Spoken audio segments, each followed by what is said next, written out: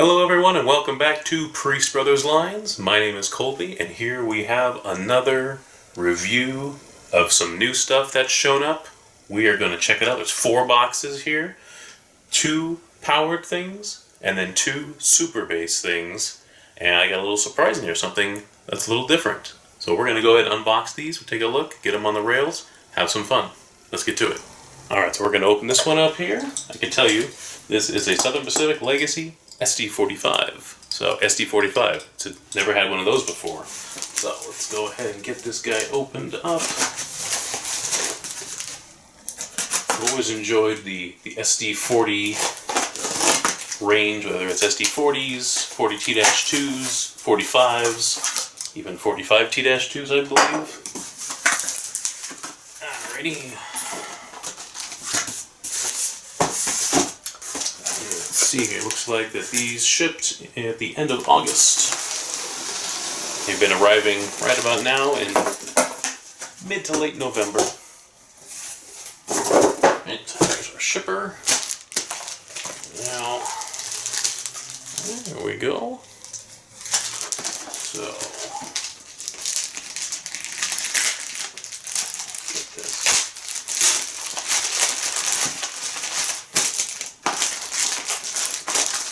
This is Legacy, Bluetooth control, rail sounds, kinematic pilots. Oh, I didn't know that. Kinematic pilots. I haven't been too... Oh, I know the pilots. Yeah, I'm not too thrilled with those on the... Yeah, on the Amtrak, the P40s, F40P, something like that.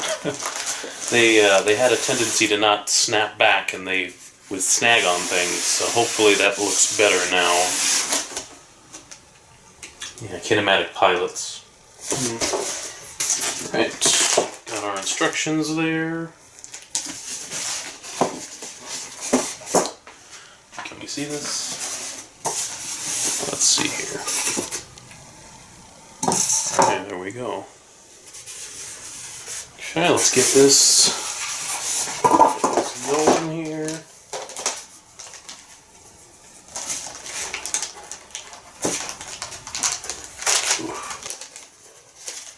Getting these out for the first time is always a little dangerous. You never know what could snag. There we go. We got you. We got you. Yeah. Look at that, baby. All right, let's get these guys off here. Oh, I like it when they come in straight down, where you just have to kind of lift them straight up. I feel like that's nicer. It's easier to get everything out. Looks like a bell on top. Oh my gosh, come on. There we go. Alright, got these little guys. Oh yeah, look at that. See that? The kinematic pilot is separate. Yeah, as long as it's got a good spring, it's okay.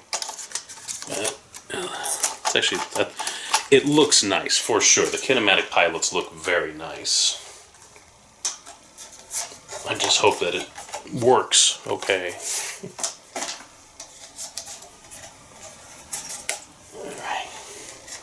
Thrilling content, I know. Just getting all these little foam things out.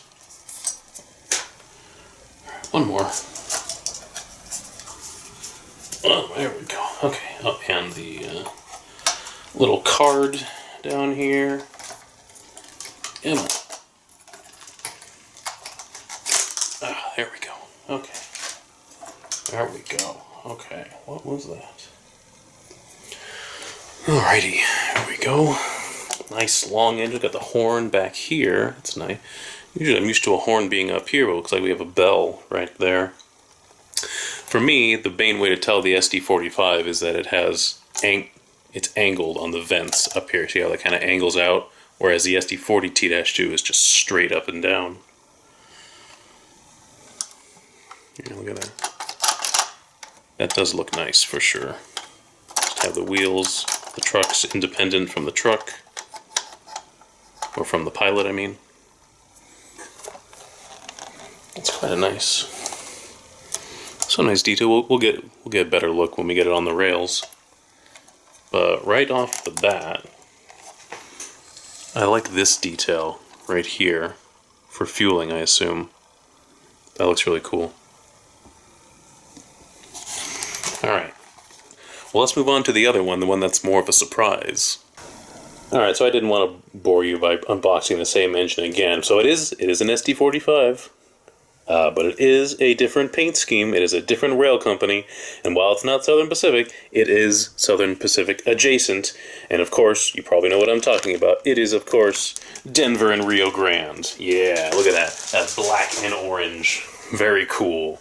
Very many videos, of course, of watching SP and Rio Grande massive trains blowing hot black air or soot into the sky, going through Tehachapi, doing whatever. So I thought I'd pick up one of these. This is a SuperBase, so that I bought 2 powered units, one SuperBase SP and one SuperBase Rio Grande, and these are real nice. These SuperBase, I think they're overly priced given that they don't have an engine. I think it should be a lot less. I mean, it just has sounds. That's the only thing that makes it more than just a dummy, is that it has sounds and lights too, but the lights don't matter too much. Really, it's the sounds that makes it worth something to me. But it's only like $50 cheaper than the powered unit.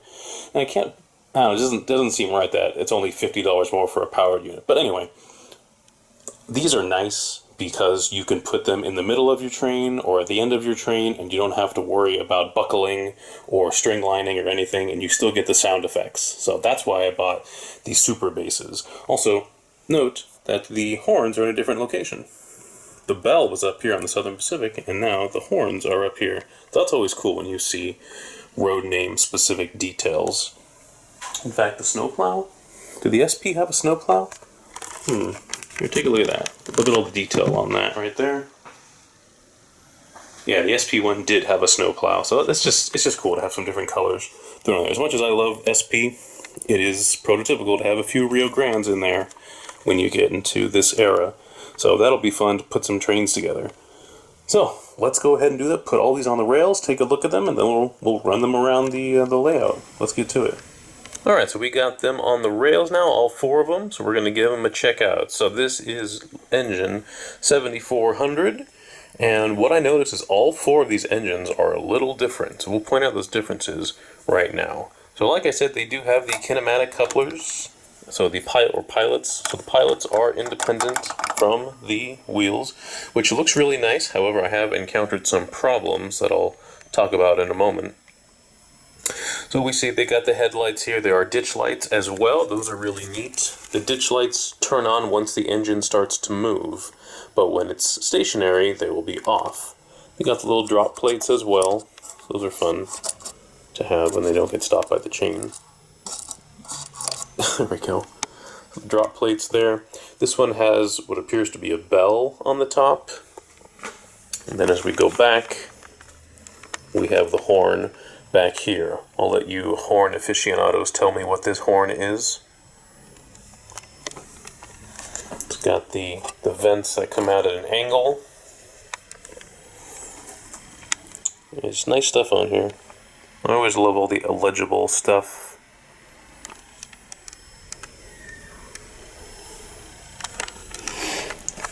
And then we see this very funky looking blade right here. I don't know why that goes so high, but it's very unique.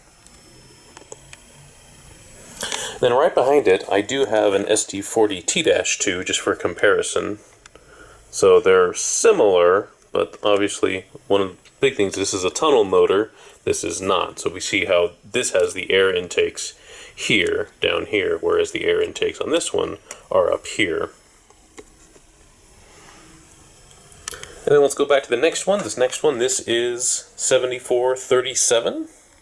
And so similar on the back, pretty much the same thing. Again, we see the kinematic pilots here. And actually, this is a good example of what happens with these, which is why I don't like them. There's several reasons why I don't like these kinematic pilots, and one is because this happens, where they'll just get out of whack like that. Like there's not a strong enough spring, I guess, to put it back in the straightaways. This is how it might look on a curve, but then it should snap back nicely on a straightaway.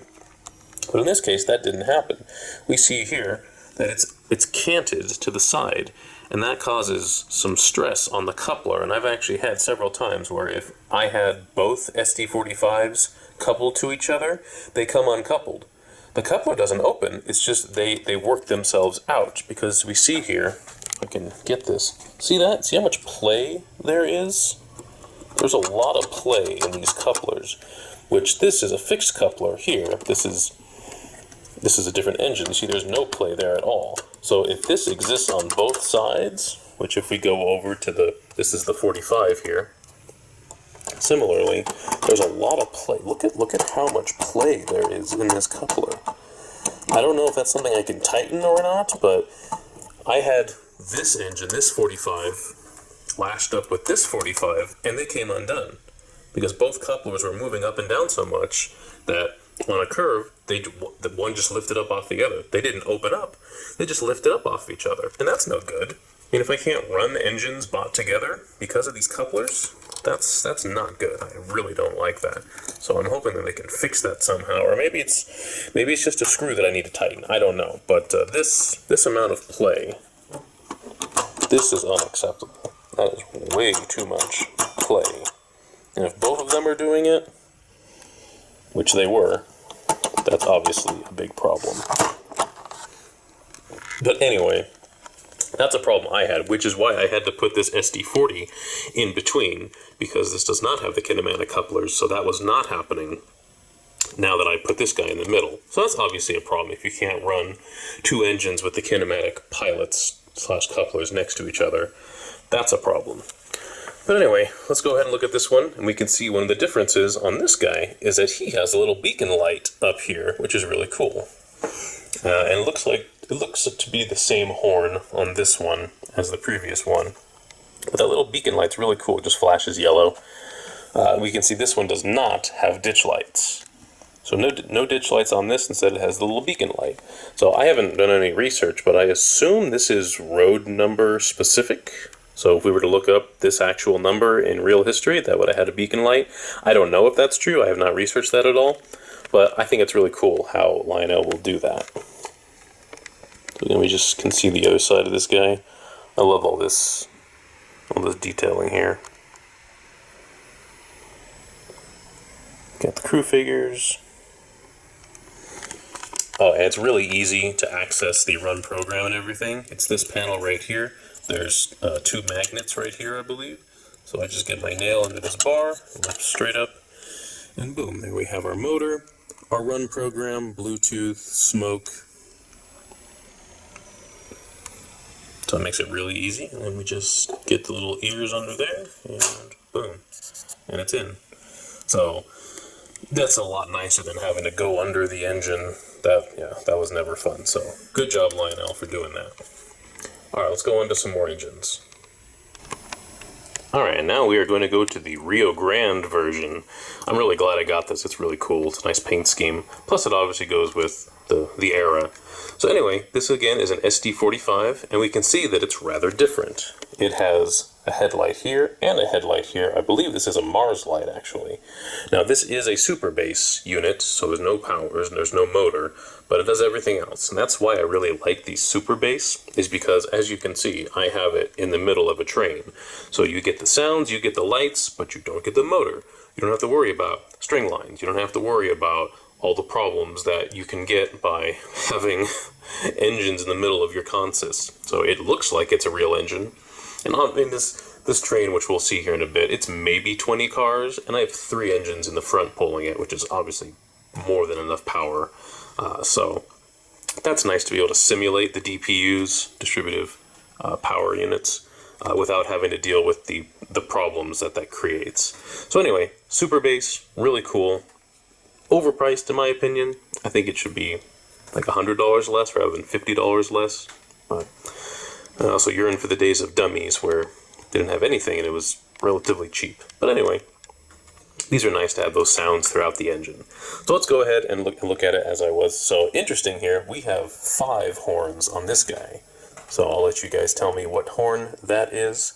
What appears to be an antenna of some kind right there. So again, already different from the previous ones that we've seen. Again, it still does have the snowplow and the kinematic pilots, which again we can see. Look at that. That's not good. That's way too much play. And again, there's so much play in these couplers.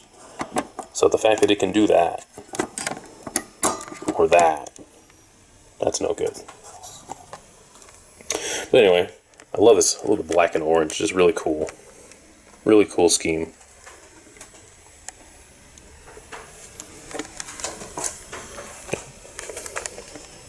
And we can see that the back of this one is not like the other ones. This back is different.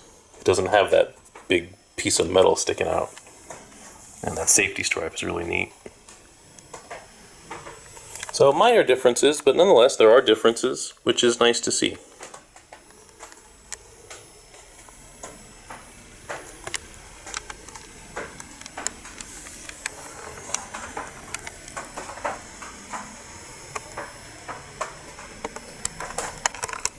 And then finally, at the rear of the train, we have one more bloody nose SD-45. And so again, we see this, I don't know if it's a protector maybe for, what's that, the sand dome? I don't know. You guys tell me. I don't know these things. But again, all the same features here. And again, we see an antenna there, and we see the beacon light, which I've turned on here, and the 3 horns right there. Now, one unfortunate thing is that when I put these engines in a train, the beacon lights all turn off. So only the lead engine has, I guess, light features turn on. But it's really sad. I would hope that that beacon would stay on when it's part of a train, but when I put this part of a train, it does turn off. So that's unfortunate. But I guess that's the way they did it. But anyway, this is another SuperBase. So again, I have it at the end of my train. So it is a SuperBase, so no power, no pulling. Nothing to worry about there. It's just being dragged, but it still has sounds, which is really cool. So we see it's got the antenna up there again, behind the beacon. It's got the single light. It's got ditch lights here as well. One thing that I just noticed is that little chain right there. You see that? That is actually a chain. I don't know what its purpose is, but it is. I probably can't even. But it is an actual chain hanging there. It's just a really neat little feature there. And because this is a SuperBase, there's no figures in here. There's really no detail at all in the cab. Ordinarily, I believe there'd be a motor right there where that white tube is.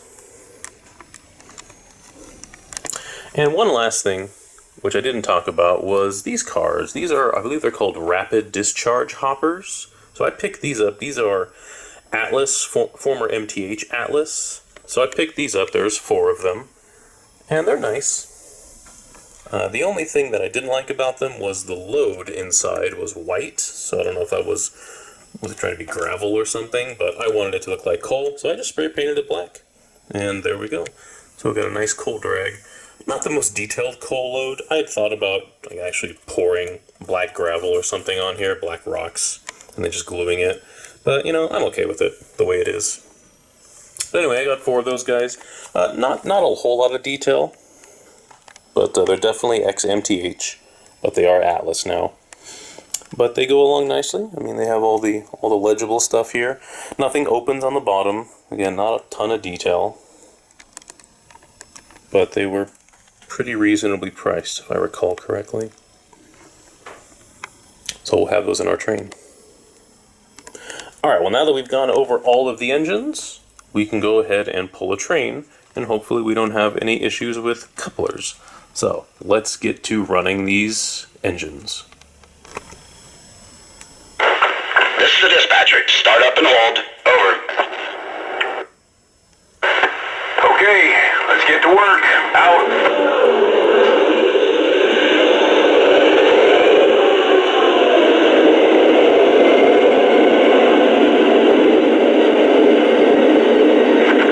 Dispatcher, am I cleared to the outbound? Over.